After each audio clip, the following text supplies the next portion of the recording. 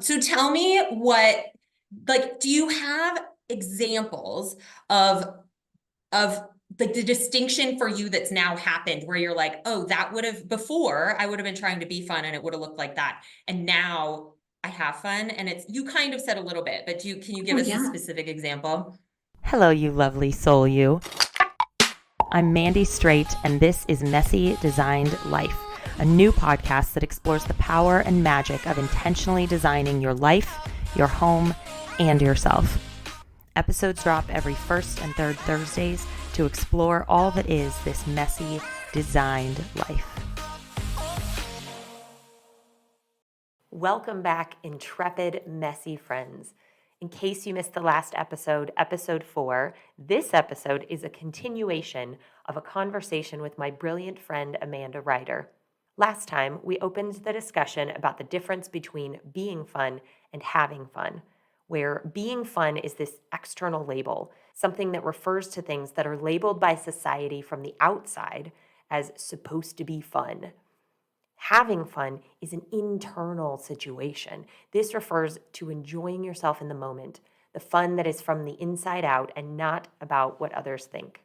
Amanda and I shared how we bought into the hype previously that we were supposed to want to be fun, but now we're transitioning our perspective to realize that we don't want the label of fun. We'd rather explore for ourselves what fun looks like for us in a given moment from the inside out. I also referenced an article called Why We All Need to Have More Fun from the New York Times, which discusses the 3 aspects of having fun: playfulness, connection, and flow. If you missed that or you want to hear it again, circle back to episode 4. And if you're ready for the rest of our discussion, let's do it. I think I think lately what I'm really leaning into is kind of just listening to what's inside. Like, am I making these decisions based on genuinely what I want or what I feel I should want? Or what I feel others or would think is the fun thing to do. Yeah. Like I think it was a few weeks ago, or my husband was like, "Hey, a friend invited us to go to an EDM concert. Do you want to go?" No, I don't want to go. He's right here. No, I don't want to go. No. And I was like, but I want you to go if you want to go. And I think you will have so much fun if that's what you want to do. And instead, I think I went to like a Pilates class and like ate lentils and just had like a cozy night in, right? Because that's what I was seeking in that moment. And it was a very fun night for both of us. I think both of us really enjoyed that. And so that's maybe not the best example, but I think actually, no, it is. It's a pretty good example of the thing that I think would be more fun to tell others about, the thing that I could have had better pictures of, the thing that has the story would have been like, oh, I went to this concert and we danced and like, this is my outfit and this is, all of the vibes that existed. But instead, I think being true to myself and what I am needing and what I am wanting in that moment allows me, it is way easier for me to have fun when I am listening to myself than worrying about, is this the fun choice? Is this the fun thing to do? I was talking to one of our friends about, I feel like it wasn't that long ago when I feel like FOMO was really helping to guide most of my decisions, right? That fear of missing out. Yeah. But now I don't know what the shift is, but I'm trying really hard to lean more into JOMO, which is the joy of missing out, because it allows you to choose. I am choosing to do what I want to do. And so weirdly, I know I am missing out on this thing. And I hope everyone that is doing that thing are having fun. And I am going to have the joy knowing that I chose what was right for me. Right. And even to take that a step further, there's like another redefining, I think, of that's possible to say, I'm missing out on the surface, like the thing that looks fun, so that I cannot miss out on feeding myself, so that I cannot miss out on actually enjoying what I'm doing instead of doing the thing for the picture, right? Because like in some ways, because I'm not an EDM girl either, like I want to go dance to 70s and 80s music, like because I want to sing along with it. So me going to the EDM concert, I'm actually not there having that fun either. So like my FOMO for that would be about something that's not about the fun I would be having. Because like you, I wouldn't really be having that much fun at the EDM concert. So like the FOMO that I would have had earlier, I get to tap back in and be like, oh wait, I actually am not afraid of missing out, of being in an empty situation that doesn't feed me. Turns out I actually want to go be in a situation I'm fully engaged in that does feed me, that I can like not miss out on being engaged with myself. Right. Yes. Yes. And I think so often it's so hard when you spend, like we were just talking about, how much of our life are we really looking for those cues from others around what do I want to do? You will all tell me, right? And instead reaching that point of, oh no, I'm gonna lean in and kind of allow myself to enjoy what It's I enjoy. interesting.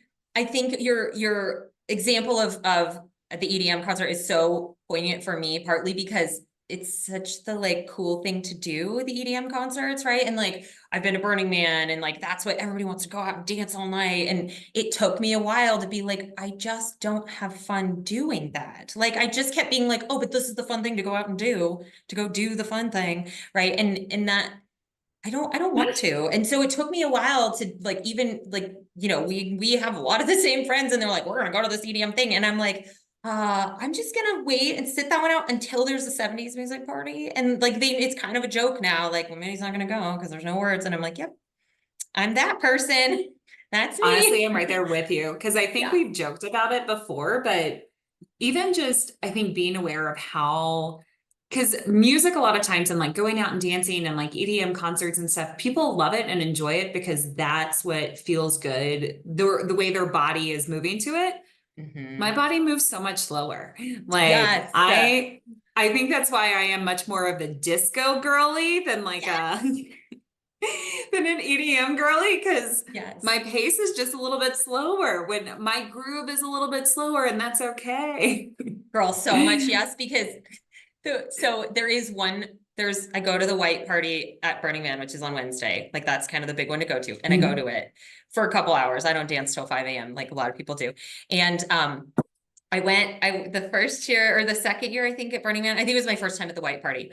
I go and like I'm dancing, and I'm watching all these people, and I'm dancing around, and I was like, why are they dancing so fast? Like that's not the real beat to the music. I was like, I am tuned in to the real beat of the music. I know what it is. And I'm moving at like an eighth the speed of everyone else. I'm like, bump, bump, bump, and everybody else is like, bam, bam, bam, and like dancing around in front of me, like right in front of me. And I'm like, you are moving so quickly. Wow. Right. And literally in my head, I'm like, is that the real beat? Because that just feels surface and stupid to me. Like that's what's going through my head. I'm like trying to process, am I dancing to the real beat? Like there's a real beat in the first place.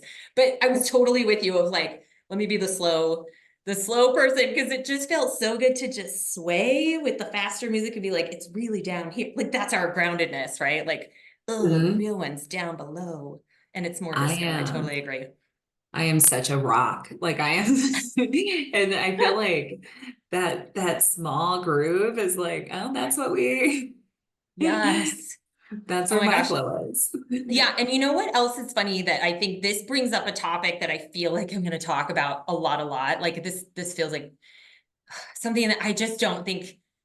I think it's starting to be talked about and not enough, is this whole aging thing of like how we define aging, and like how it starts to get this story that we're irrelevant if we're not being fun, right? Like that's what it is. Oh, I don't go to the cool concerts anymore. Now I'm old. And I've just started working to embrace that and be like, yep, I'm old. I choose to go to what concert I want to go to. Yep, I'm old. I like the songs with the words because they make me dance more, and like, and finding those things that quote unquote mean I'm old and be like, oh, look at me claiming my own stuff here. And that feels so good. And leaning into this label of being, of getting old and having it be something that feels really amazing. Like so this, like I say it a lot when I'm out and about, like, oh, I'm old now. I da da da. And people are like, oh, you're not old. You're not old. You're not old. And I'm like, you have so many connotations with that word to give me that reaction that I just don't relate to because I have shifted my way of thinking about that in a way that old is something I'm walking toward intentionally and excitedly, right? Like I don't have to be concerned about all of that bullshit that I was worried about before and looking around for people to tell me what I'm doing and what's fun so I can still be fun. Because to me, that's what it is to be in your 20s. You're still looking around to figure out what life is. And that's okay. That's a normal part of our earth walk, if you will. And then there's also a normal part as we age where we're like, I'm not concerned about what the fun thing is anymore. I'm concerned about, like you said, the thing that feeds me. And that's a totally different, I just feel like it comes into the aging conversation and there's so much power in it that just, we're just like throwing it away by being like, no, no, no, I'm still cool. I'm still young. And I'm like, whatever, I'm not cool and I'm not young. You hit for me like the nail on the head when that's your baggage that you're carrying around. Yeah. Like I didn't imply anything negative with what I said. Right. I have no problem with you going to EDM concerts. Yeah, like, right. And I have no problem with being like feeling older and getting older and accepting that because as each step of the way, each step that I am taking, that I am getting older, I am also finding that I am becoming more and more accepting and comfortable with who I am. And so it is I like not a myself negative so much thing. better. Yes. Right? Yes. It is so much easier to really, yeah, to own that. Like, no, I like to go to bed. You know this. I like to go to bed around 9ish. Like that's as hard as the pandemic was, I will say it was amazing for my sleep because I was in bed at 8:30. I was up at 4:15. It was incredible. I love it. And there was nothing wrong with it, right? Like in that weird, like terrible that little time. pocket. Yeah. It was like the one thing where it was like, well, you get to actually listen to your body and let it do what it wants to do. Yes. And now I have no problem letting people know, like most people know I like to be in bed early. It is rare that I like to stay out late. I will do it for things that I love and that are worth it to me. Yep. But yeah, it is very interesting being comfortable. And I think it also ties back to knowing what I want and being able to express what I want. Like, no, I'd rather go to bed. I haven't really been drinking much recently. And that doesn't mean I don't. Sometimes I do want a glass of wine. Sometimes I don't. Sometimes I do want a cocktail. Sometimes I don't. Most of the time I don't. But I have no problem like asking myself and searching inside, like, what do I feel like right now? Yeah. Like, yes, this is the time where I think everyone around me is doing this, but is this what I want? Yeah. Yeah.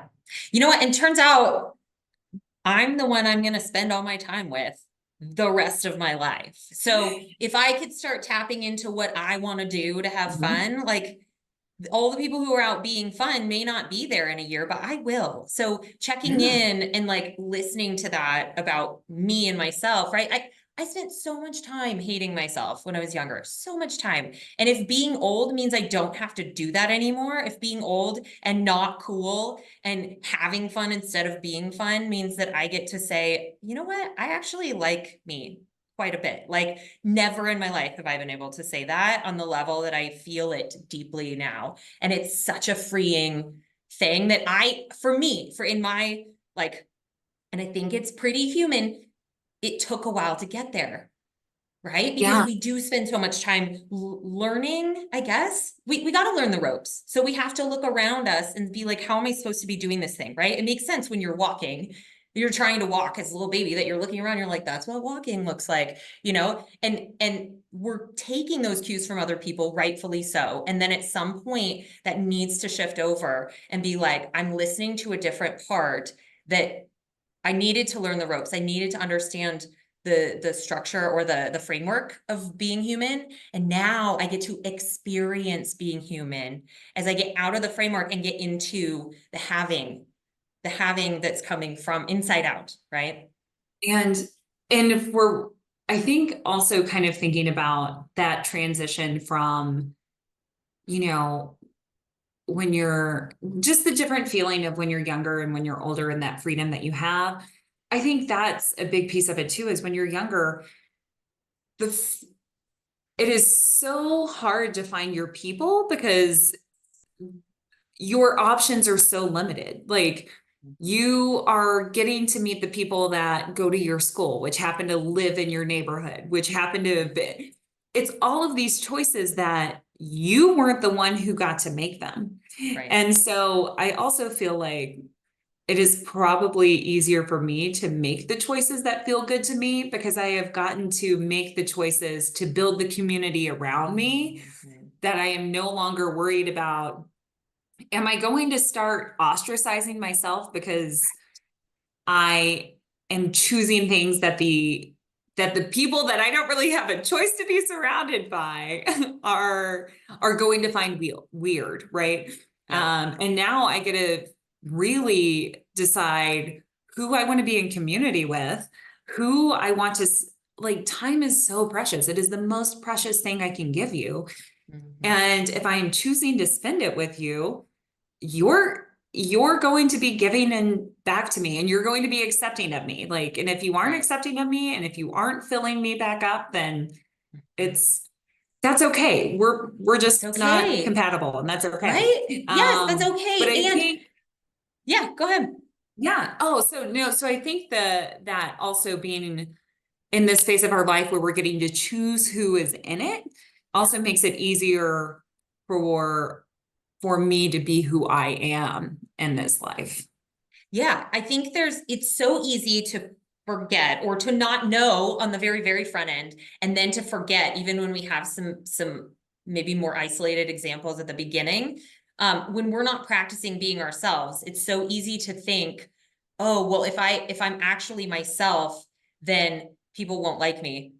Maybe those people won't like you. But what's Right. interesting is as you start to make different decisions, you start to come into contact with people who are making those same decisions. If you're up at 4:30 and you are over at the coffee shop at 5 a.m., so is somebody else who probably went to bed at 9, right? And so you're making, not only are you like, yes, you're saying no to some things, and in the exact same way, you're saying yes to all the people who are starting to be in the same rhythm and the same yeses that you're in while you're having your own different type of fun. Oh, all of a sudden there's a bunch of people having that same type of fun, and you wouldn't have known if you kept trying to have everybody else's version of fun.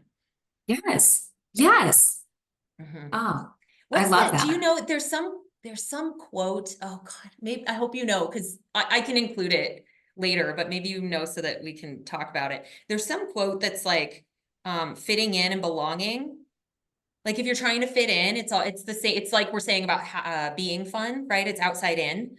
You're trying to fit into some structure of something and what it's supposed to be like. And then belonging is where everybody gets to show up as themselves and they're accepted for their differences. They're celebrated. We are celebrated for our differences when we get to show up somewhere and actually belong, because we're not expected to be everyone else. And that's the only way we can actually belong, is to be fully who we are.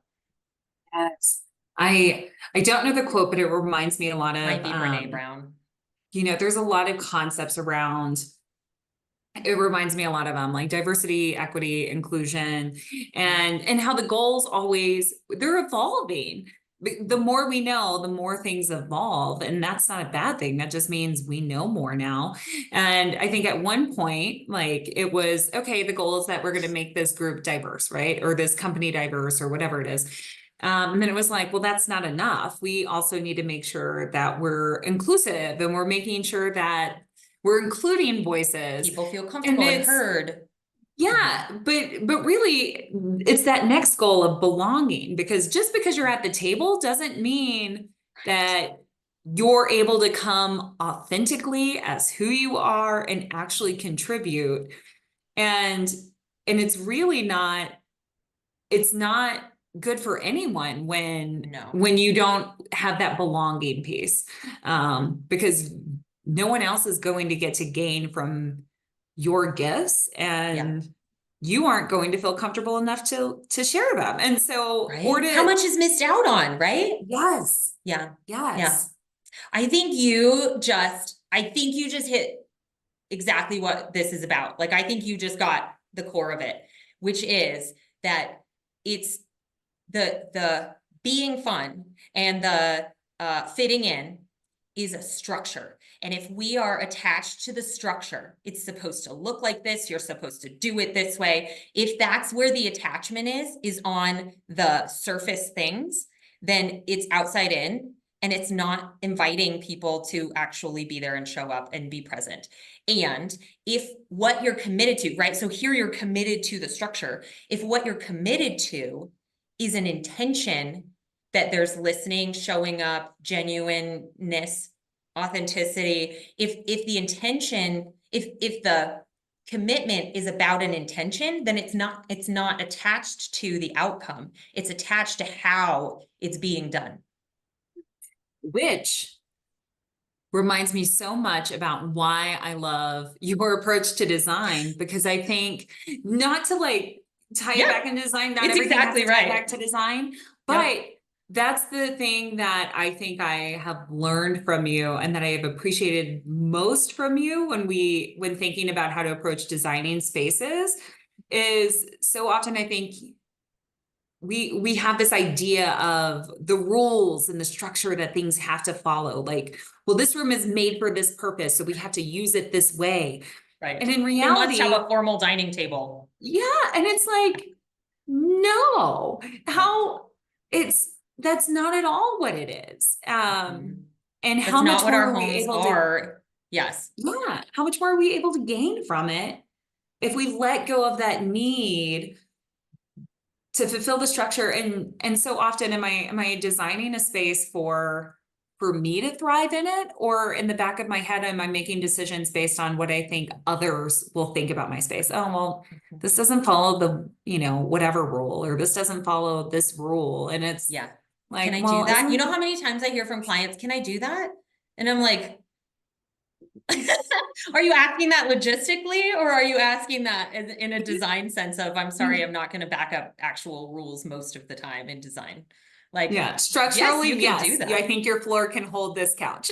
Right, correct. Yes. Go yes, for it. you can do that. Should you? I don't know. Let's talk about what it's, I actually, it reminds me, I had a client years ago, and we're talking about like, she's in an older house, so it's two room. It's a front living room and then a dining room that are separated, but like a big opening between the two. So it's kind of one space.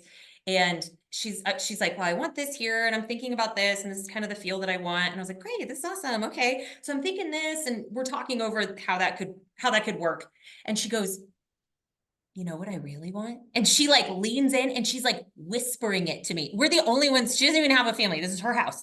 And she's like, you know what I really want? And I was like, oh, this is what we need to do. Like, whatever you're saying next, we may need to scrap some of the stuff we were just talking about, because this is the key of what we're doing. And she was like, I just really want the front room to be painted like the most bright teal you could ever imagine, so it feels like a jewel box. Is that crazy? And I was like, okay, let's just take like 10 steps back from what we said. Let's start with the teal. Tell me what makes you happy about that, and let's start from there. Like, that's really when you're getting the emotion part of like, do you know what I really want?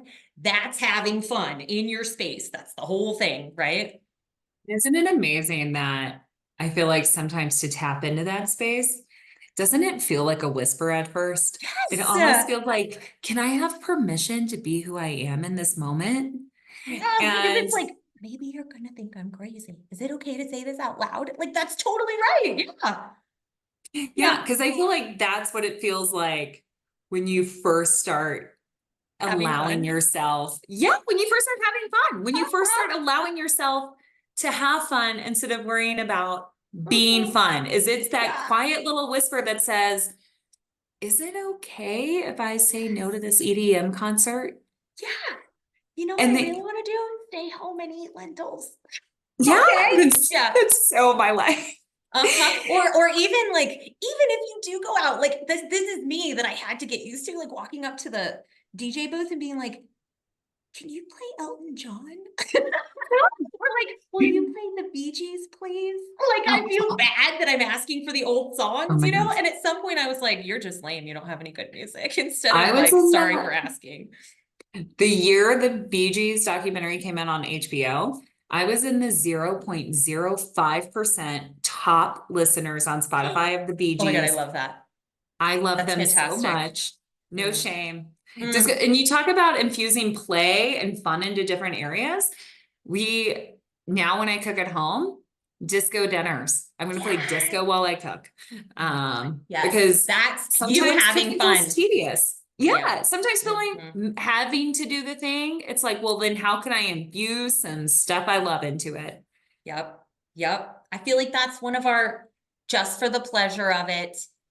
That's the Yes. experience you're having with yourself, and it's active fun Mm-hmm. in the flow state of active fun. Ugh. Having fun, which Having is fun. funny. So I looked up some stuff around having fun and being fun earlier. And do you know Yeah. what I thought was really funny? Is I didn't think about another version of fun, which is make fun, which is a totally different Oh, meaning than the other two. Isn't interesting. that wild?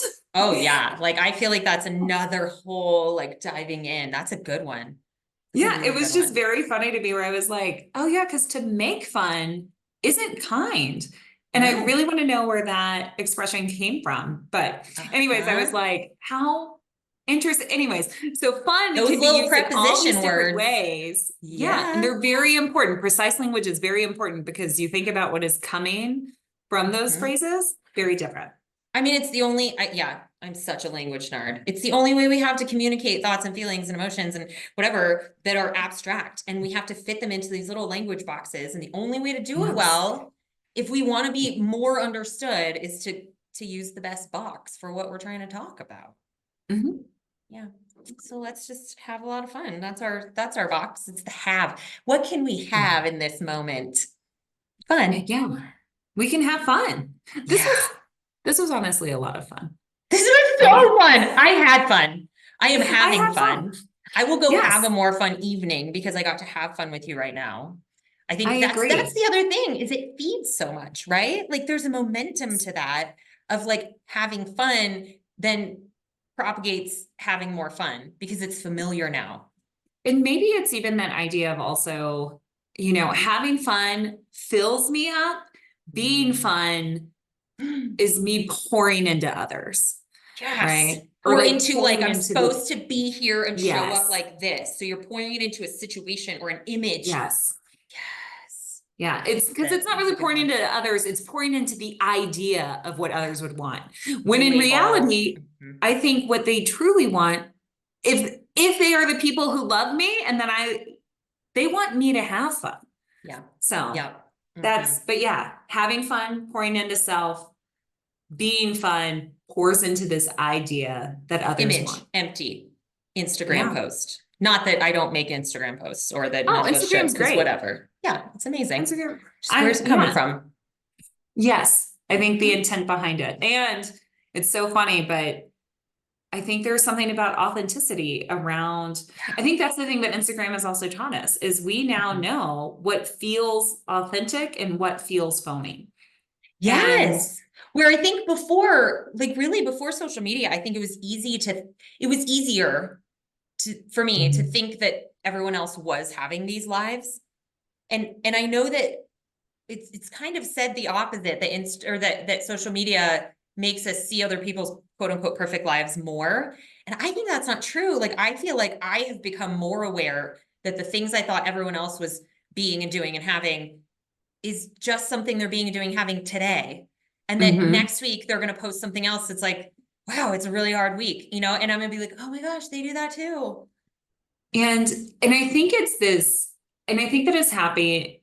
I think it's 2024. I think when social media was newer, there was this idea of We're point. only going to be positive, and you're only Mhm. going to see the parts of me I want you to see, this curated version of my life. Good And point. now I think we crave authenticity, we crave connection.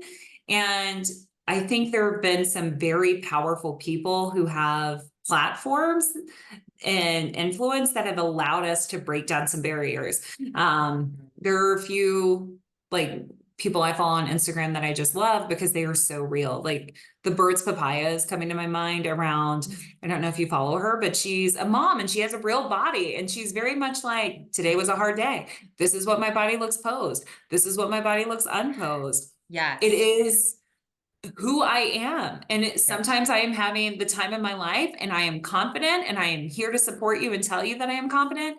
And other days I struggle too. And that's real. Like, and I think that just is so important. It's so Yep. important because it Do you also follow? gives us permission to be authentic. That's exactly right. I mean, and it gives us permission to not have to be the same person from minute to minute because we're not. So We're like not.